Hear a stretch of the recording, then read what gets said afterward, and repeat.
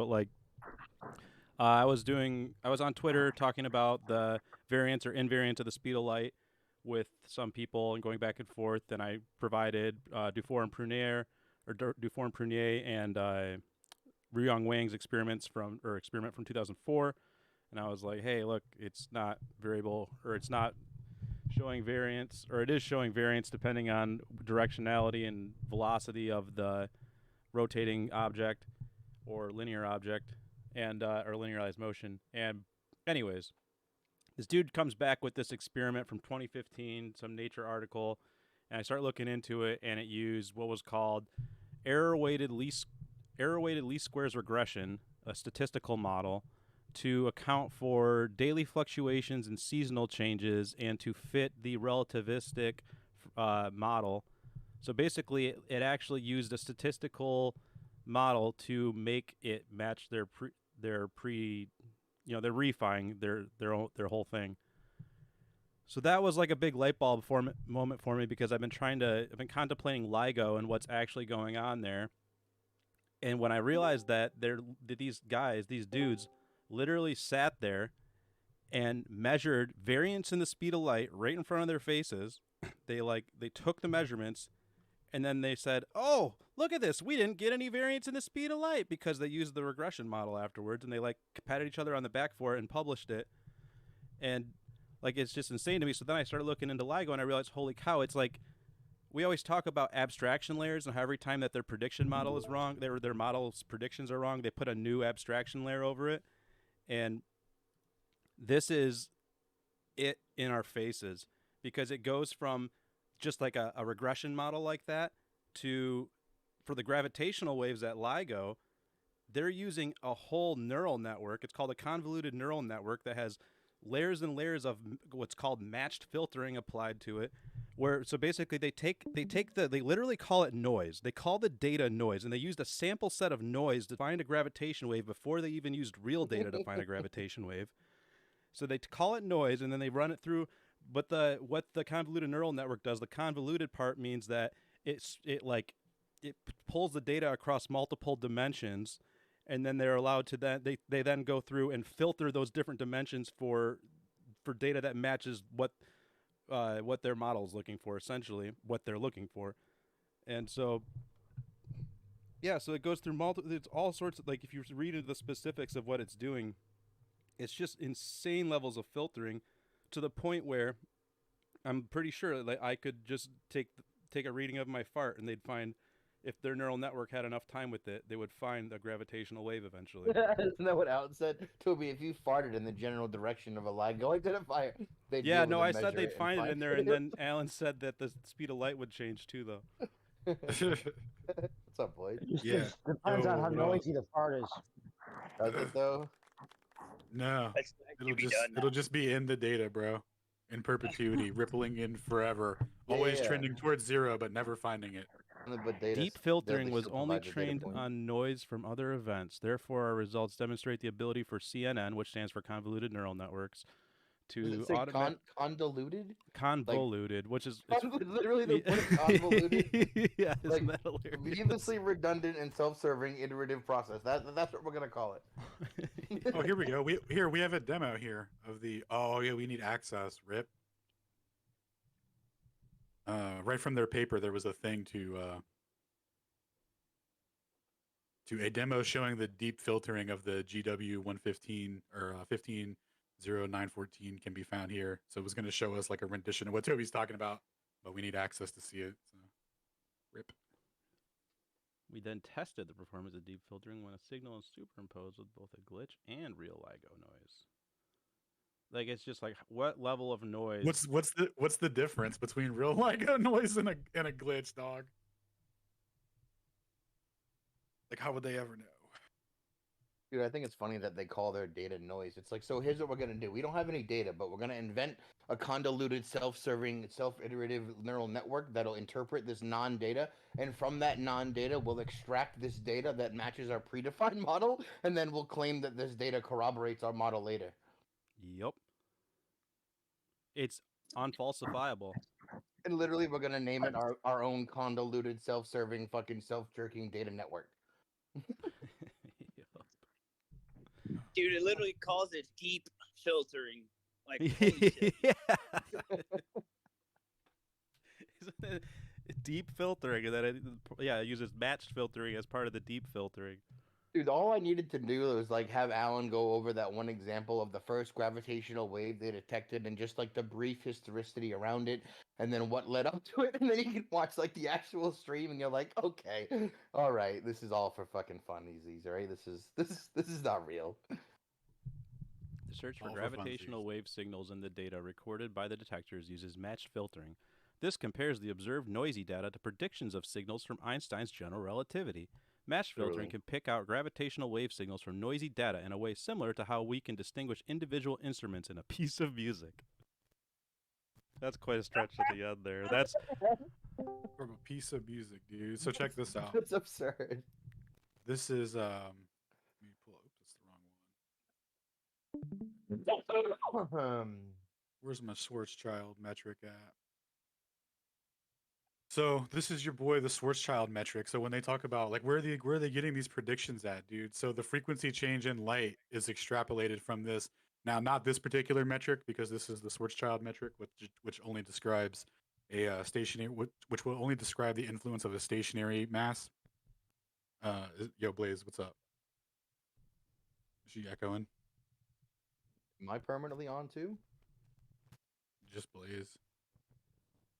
Anyway. So anyway, they use the what do they call it? The curve metric. So the curve metric describes two rotating objects and not just a singular rotating object. So they have a slightly different variation on how they calculate it. But basically, oh yeah, you're good, Blaze. It was just I wasn't sure if you were trying to talk. I'm sorry, I mean Blase. So anyway, they have their this is where they get it from, these metrics, right? So they can make a prediction based on someone. They're like, okay, this black hole must weigh post-diction. Absolutely, I forgot that. Very important. So they get these post-dictions by saying, okay, we're looking out in the sky, or actually, I don't even think they looked out in the sky for this one. They just assume that somewhere this event happened where these two black holes of XYZ mass collided with each other and caused a ripple in the fabric of space-time that extends in perpetuity and up to modern times where these gentlemen have made laser interferometers to measure this, and so this is where it comes from. So it's like how much of this mass of this object will distort space-time around it, so that when light interacts with it when it's traveling nearby, how much is the frequency going to be shifted by it? Is basically what they're looking at. And so but hold on. We don't want anyone to get confused and think that they might accidentally be actually measuring variance in the speed of light or anything like that. So you might want to be careful with that measuring word. We don't want to be throwing that around too much. We kind of want to be, we were interpreting, before we're like, the data's not actually being presented before it's being filtered. So can we even call it a measurement? True. That's a really good point, because as we found out through the history of interferometry, right, there's a variance in C that matches sidereal time. And it doesn't matter if you're using an orthogonal setup, so the LIGO setup, classic Michelson-Morley, all that stuff, or if you're using a closed interferometer, so Michelson-Gale-Pearson, Sagnac, any closed loop circuit, anything like that, they all measure the same variance that can be plotted against sidereal time, where it shows minimum and maximum dimensions at the same time. So they never have anything else other than that. So what these gentlemen would have to have had corrected is that variance every day, which Toby was just saying, because the thing that they actually claim that they're measuring is way smaller. They say it's 1/1000th the width of a proton. So the daily fluctuation from the sidereal fluctuation is way greater than that, right? So they have to account for this. So Toby's going to go over how they even account for that before we even get to like, a quote unquote raw data or white noise or anything like that. Just the calibration of the instrument is already erasing the daily variance in the speed of light that's been measured in time and time again to a degree of precision that would, down to the nanometer, right?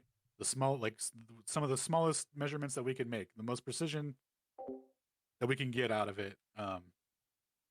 So all right, go ahead and take it away, Toby. Sure, yeah. So, I mean, I'll just kind of go over what good old GPT me were talking about earlier.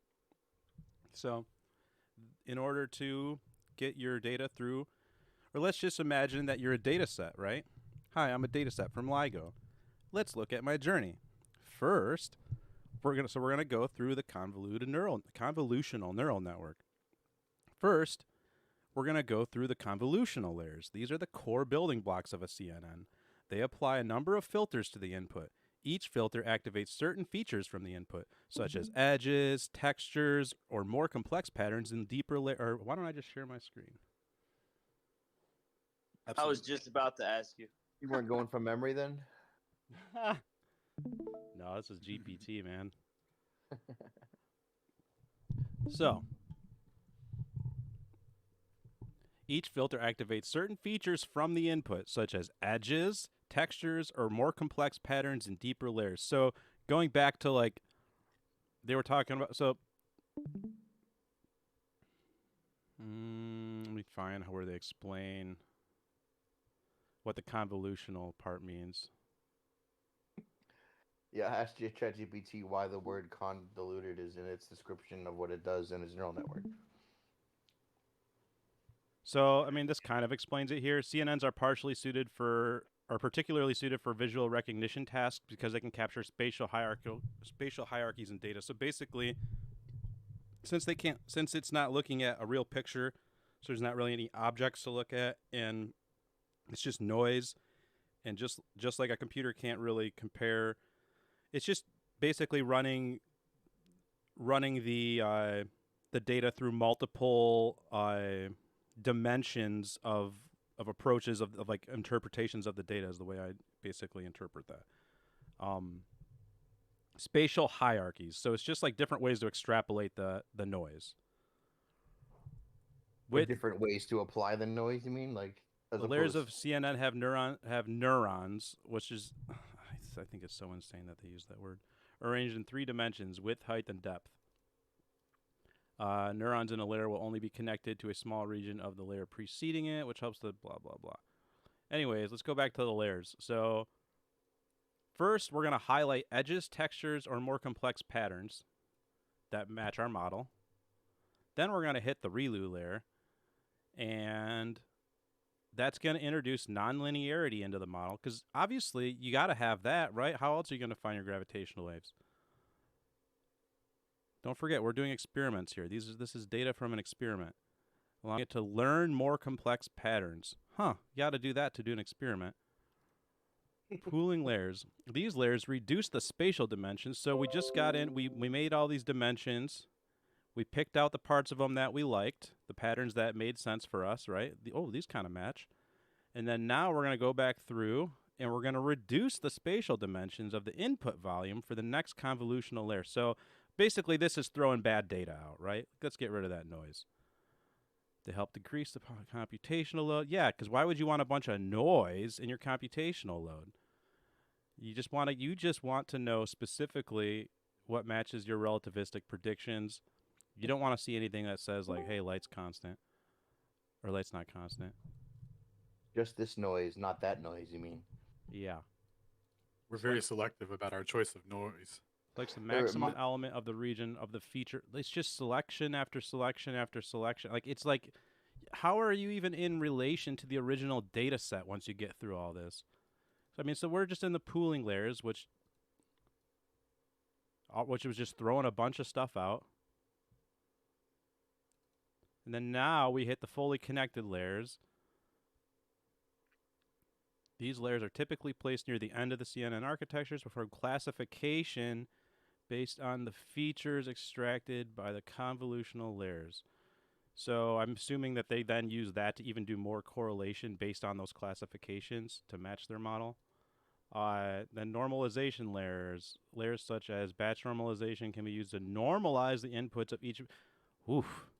So then, they're going to make a bunch. That's like assumptions are inherent, like massive assumptions are inherent in every step.